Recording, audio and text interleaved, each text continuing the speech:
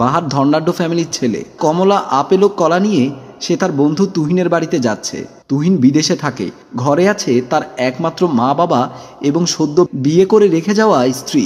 অভাব অনটনের কারণে সংসারে সচ্ছলতা ফেরাতে তুহিন মধ্যপ্রাচ্যে কাজের সন্ধানে গেছেন। তুহিনের অনুপস্থিতি এবং সংসারের অভাবের সুযোগ নিচ্ছেন তুহিনের বন্ধু বড়লোক বাবার একমাত্র সন্তান বাহার মজুমদার। তুহিনের পরিবারে অভাব অনটনের সুযোগ নিয়ে বাহার মজুমদার প্রতিনিয়ত বিভিন্ন রকমের খাবার কিংবা টাকা পয়সা দিয়ে তুহিনের মার মন জয় করে চলেছে। বাহার মজুমদারের একমাত্র লক্ষ্য তুহিনের সদ্য বিয়ে করে যাওয়া স্ত্রী। বাহার মজুমদার তুহিনদের বাড়ির উঠোনে এসে তুহিনের মাকে খালাম্মা খালাম্মা বলে ডাকতে লাগলো। তুহিনের মা নার্গিস বেগম ঘর থেকে বের হয়ে বলল, বাজান তুমি আইসো? বাহার বলল, হ খালাম্মা, আপনারে না দেখলে তো আমি থাকতে পারি না। আমার বন্ধু তুহিন যাওনের সময় আমারে কইয়া গেছে, দোস্ত আমার মারে বউরে আমার বাবারে তোর কাছে রাইখা যাইতাছি, তুই একটু আমার মা বাবা ও বউরে দেখা রাখিস। ধরেন খালাম্মা, আপনার শরীরটা দিন দিন কেমন শুকাই যাইতেছে, এগুলো খায়েন আর তুহিনের বউরেও খাওয়ায়েন। নার্গিস বেগম একটা আপেল নিয়ে কামড় দিয়ে খেতে খেতে বলল, কতদিন এরকম একটা আপেল খাইতে পারি না, খামু কেমনে, টাকা পয়সা পামু কই? বাহার বলল, আপনি কোনো টেনশন করেন না খালাম্মা, আমি আছি না। আপনার যখন যেটা খাইতে মন চায় তখন সেইটা আমারে কইবেন, আমি আইনা খাওয়ামু। খালাম্মা তুহিনের বউ কই? নার্গিস বেগম বলল, হেই ক্ষেতের পারে শাক তুলতাছে। বাহার মজুমদার বলল, শাক কেন তুলতাছে? নার্গিস বেগম বলল, রান্ধনের কিচ্ছু নাই, তাই অল্প শাক হইলেও রাইন্দা দুইটা ভাত খাওয়ানোর ব্যবস্থা করতেছি। বাহার বলল, আচ্ছা আমি তুহিনের বউয়ের দিকে গিয়া দেখি। বলেই বাহার চলে গেল। ঘর থেকে বের হলো তুহিনের বাবা নজরুল মিয়া। নজরুল মিয়াকে দেখে নার্গিস বেগম বলল, ধরো ধরো একটা আপেল খাইয়া দেখো, খুব মজা। নজরুল মিয়া বলল, তোমার আপেল তুমি খাও, ওই আপেল আমি খাবো না। নার্গিস বেগম বলল, কেন খাইবা না? তোমার তো দুইটা কলা আনার মুরদ নাই, আবার বড় বড় কথা কও। নজরুল মিয়া বলল, এই পোলা আপেল কমলা বাজার সদাই কেন আনে, এইটা আমি বুঝি। নার্গিস বেগম বলল, সে আমার তুহিনের বন্ধু, সেই হিসাবে সে আমার মায়ের চোখে দেখে, এজন্যই আনে। নজরুল মিয়া বলল, তোমার মায়ের চোখে দেখে নাকি কোন চোখে দেখে সেটা তো আমি বুঝি, একদিন দেখবা এই ফাও খাওয়ার লোভের কারণেই অনেক পস্তাইবা। বলেই নজরুল মিয়া চলে গেলেন। নার্গিস বেগম বলল, যাও যাও, আমি আর আমার বৌমা মিলা খামু, তোমার খাওনের দরকার নাই। বলেই নার্গিস বেগম ঘরে ঢুকে গেলেন। বাহার এসে দেখলো তুহিনের বউ শাক তুলছে। বাহার তুহিনের বউয়ের পেছন দিকে তাকিয়ে রইল। তুহিনের বউ উর্মি শাক তুলতে গিয়ে তার পেছনের কাপড়টা যে সরে গিয়েছে সেটা তার খেয়াল নেই। বাহারের লোলুপ দৃষ্টি গিয়ে পড়ল তুহিনের বউয়ের পেছনের সাইডের দিকে। তুহিনের বউ শাক তুলতে তুলতে হঠাৎ খেয়াল করলো বাহার ভাই এসেছেন। বাহার বিষয়টি লক্ষ্য করে বলল, ভাবি কি শাক তুলতাছেন? উর্মি কাছে এসে বলল, হ শাক তুলতাছি, না হলে দুপুরে খামু কি? বাহার বলল, ভাবি আপনার অনেক কষ্ট হয় তাই না? উর্মি বলল, কষ্ট হলেও কি করুম, গরিবের পেটে জন্ম নিছি, গরিবের সংসার করতাছি, তাতে একটু কষ্ট সহ্য করতেই হইব।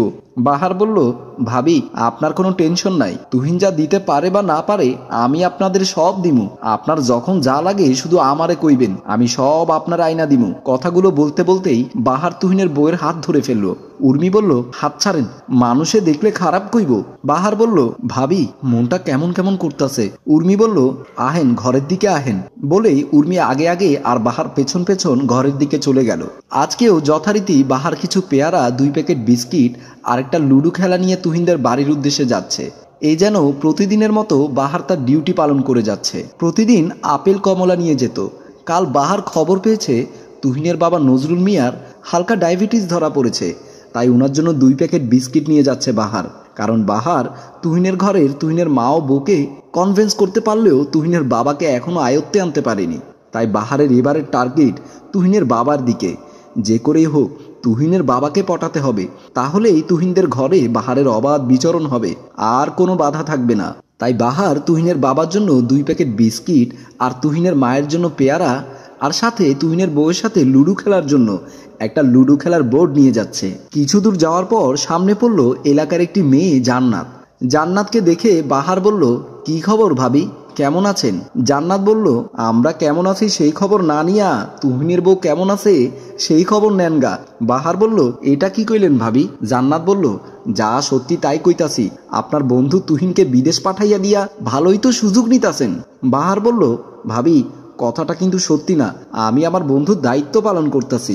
জান্নাত বলল, হ আমরাও তো তাই কইতাছি, আপনি বন্ধুর অভাব বন্ধুর বউরে বুঝতে দিতাছেন না। বাহার বলল, আপনার লগে কথা কোন ভুল হইছে, বলেই বাহার চলে গেল। আর জান্নাত ভাবি বলল, হ যার লগে কথা কয়া শান্তি পাবেন তার কাছেই যান, আমরা কি কিছু বুঝি না?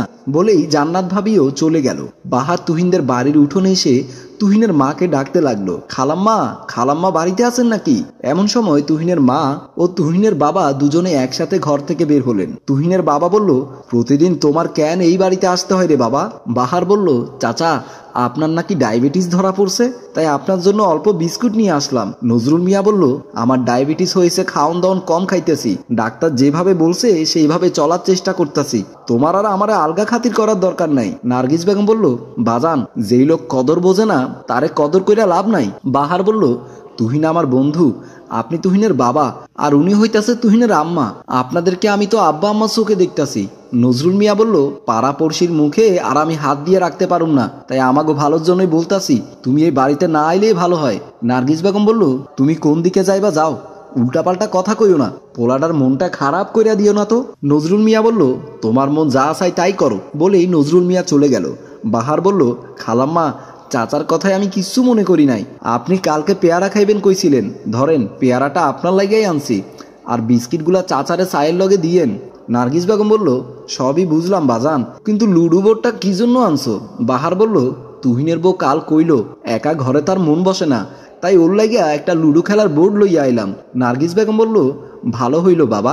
বাহার বলল, চাচি তুহিনের বউ কই? নার্গিস বেগম বলল, সম্ভবত ঘরের ভেতরেই আছে। বাহার বলল, ঠিক আছে তাহলে আমি ঘরের ভেতরেই যাই। নার্গিস বেগম বলল, আচ্ছা যাও বাবা। বাহার লুডুর বোর্ডটা নিয়ে ঘরের ভেতর গেলেন। তুহিনের বউ ঘরের ভেতর শুয়েছিলেন।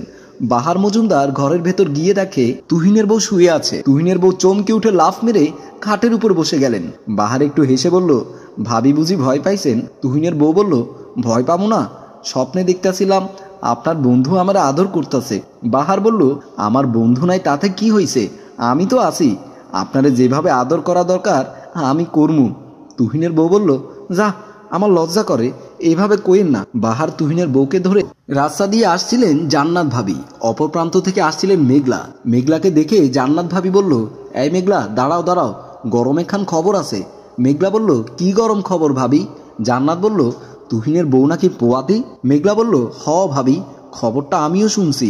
দেখছেন আল্লাহর কি কুদরত, তুহিন ভাই বিদেশে গেছে আজকে 3 বছর পরে তুহিনের বউয়ের পেটে বাচ্চা আসলো, অথচ তুহিন ভাই বিয়ে 6 মাস পর্যন্ত ঘরে আসিল, ভাবির পেটে বাচ্চা আসলো না। জান্নাত ভাবি বলল, আসলে তোমাগো মাথায় ব্রেন বলতে কিচ্ছু নাই। মেঘলা বলল, কেন ভাবি কি হইছে? জান্নাত বলল, তুহিনের বউয়ের পেটের বাচ্চা তুহিনের না। মেঘলা বলল, তাহলে কার? জান্নাত ভাবি বলল, সোনা মিয়ার ছেলে বাহার মিয়ার। মেঘলা বলল, কি কন ভাবি? জান্নাত বলল, বাহার প্রতিদিন তুহিন গো বাড়িতে যাওয়া আসা করতো, তোমরা খেয়াল করো নাই? মেঘলা বলল, হ্যাঁ ভাবি খেয়াল করছি। তাহলে তলে তলে এই কামটা হইল? জান্নাত বলল, যাই, খবরটা পুরা পাড়াতে করতে হইব। বলেই জান্নাত ভাবি চলে গেল। উঠানে বসেছিল তুহিনের বউ, তার পেটে বাচ্চা, তাই পেট ব্যথায় কাতরাচ্ছে। তুহিনের মা নার্গিস বেগম এসে বলল, এই কলঙ্কিনী ডাইনি, ঘরের বাইরে আইলি কেন? পাড়া প্রতিবেশী যেই কয়জন লোক এখনো জানে নাই তাগরে জানানোর জন্য ঘরের বাইরে বইসা রইছস? তুহিনের বউ বলল, মা পেটের ভেতর কেমন জানি যন্ত্রণা করতেছে। নার্গিস বেগম বলল, কিছু একটা দিয়া পিড়াইয়া এই পাপ বাহির কর, না হইলে মহান সম্মান আর থাকবো না। পোলা আমার বিদেশে গেছে 3 বছর, এই পাপ কোত্থেকে লইছস? এমন সময় সেখানে আসলেন নজরুল মিয়া। নজরুল মিয়া বলল, কোত্থেকে আবার? তুহিনের বন্ধু বাহারের কাছ থেকে। নার্গিস বেগম বলল, এই কলঙ্কিনী, গলার মধ্যে কলসি বাইন্দা গাঙে ডুইবা মর। নজরুল মিয়া বলল, খালি তুহিনের বউ গাঙে ডুইবা মরলে হইব না, লগে আরেকটা কলসি নিয়া তুইও ডুইবা মর। নার্গিস বেগম বলল, আমি কেন ডুইবা মরমু? পেট বাজাইছে তোমার ছেলের বউ, আমি কেন ডুইবা মরমু? নজরুল মিয়া বলল, কারণ এই পেট বাজাইতে তুই সহযোগিতা করছস। তুহিনের বন্ধু বাহার লাফাঙ্গারে আমাগো বাড়িতে না আইতে 1000বার নিষেধ করছিলাম, কিন্তু বারবার তুই লাই দিয়া সামান্য কিছু নাই নাস্তার লোভে ওই লাফাঙ্গারে তুই ঘরে তুলছস, তাই এই পাপের অর্ধেক ভাগিদার তুই। হ্যালো ভিউয়ার্স, আমাদের এই গল্পটি সম্পূর্ণ কাল্পনিক, শুধুমাত্র আপনাদের সচেতন করার উদ্দেশ্যে তৈরি করা। তাই আপনার যদি ভালো লেগে থাকে তাহলে লাইক, কমেন্ট, শেয়ার করে সবাইকে দেখার সুযোগ করে দেবেন। ধন্যবাদ।